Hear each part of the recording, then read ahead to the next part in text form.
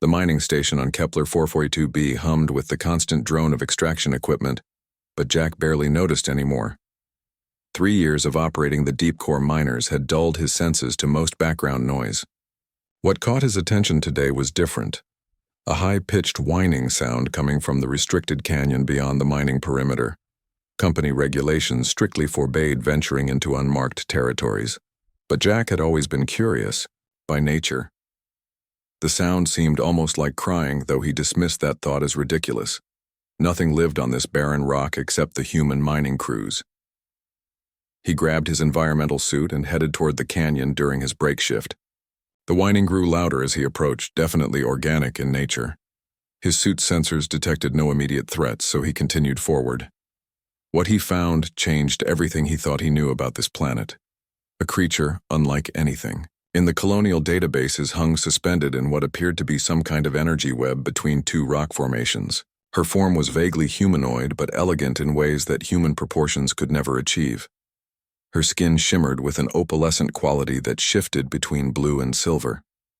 Most striking were her large eyes, which held an intelligence that was unmistakably sentient. The energy web pulsed with each of her movements, sending visible shocks through her body. She was clearly in agony. Jack approached slowly, hands raised to show he meant no harm. Her eyes locked onto his, and he felt something he had never experienced before. A direct mental contact that bypassed language entirely. Images flooded his mind. Her ship crashing, her crew dead, scavengers setting traps throughout the canyon to capture any survivors for some unknown purpose. The trap was slowly draining her life force. Without hesitation, Jack examined the energy web's anchor points. The technology was definitely not human, far more advanced than anything the mining company possessed. But Jack had spent years jury-rigging equipment with whatever materials he could find. Every miner learned to improvise or die.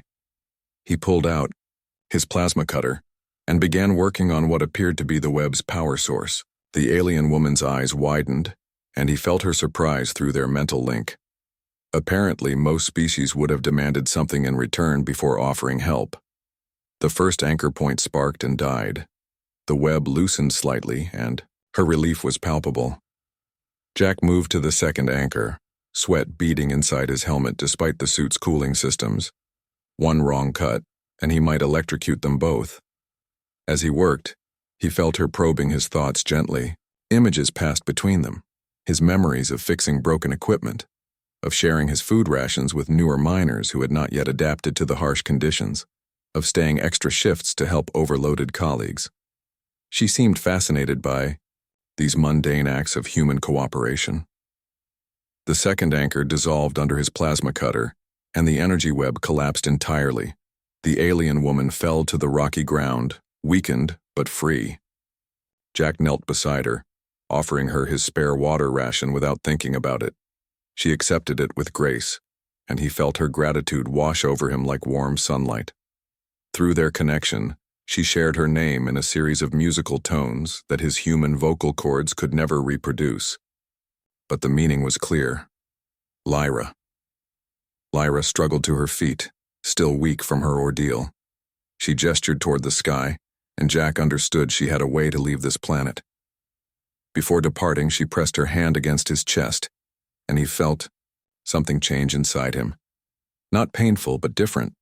Then she was gone, moving with surprising speed toward a section of the canyon Jack had never explored. He returned to the mining station and told no one about the encounter. Who would believe him? More importantly, company policy toward alien contact was clear. Report immediately to corporate headquarters and await extraction for debriefing. Jack had seen what happened to miners who became corporate assets. They disappeared into research facilities and were never heard from again. 3 days later, Jack was calibrating the deep-core miners when alarms began blaring across the station.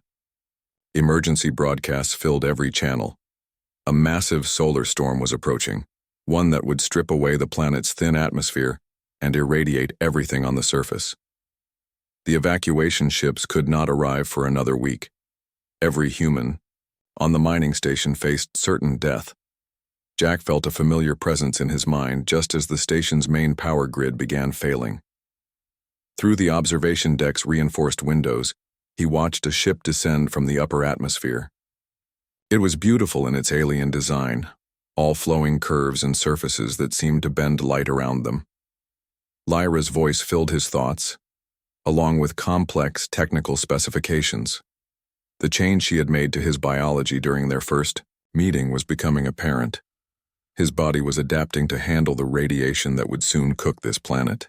But more than that, she was sharing the location of an underground shelter system her people had built centuries ago when they first surveyed this world. The shelter could protect all 400 humans on the mining station, but there was more. Through their mental link, Lyra showed him star maps, trade routes, and technological specifications. Her people had been watching humanity for decades, intrigued by their tendency to help others even at personal cost. Most species in the galaxy operated on strict reciprocal arrangements. Few showed kindness to strangers without expectation of reward. Humanity's unusual compassion had earned them something unprecedented, an invitation to join the Galactic Cooperative as junior partners rather than subjects. Jack rallied the other miners, leading them to coordinates Lyra had shared. They found an entrance hidden behind a rockfall that looked natural but was actually camouflaged. Inside, a vast underground complex awaited them, complete with atmospheric processors, food synthesizers, and communication equipment capable of reaching Earth. As the solar storm raged above them, Jack established contact with Earth for the first time in months. The response from Colonial Command was immediate and overwhelming. Humanity had just received its first official message from an alien government, delivered through a mining station on a backwater planet. The message was simple.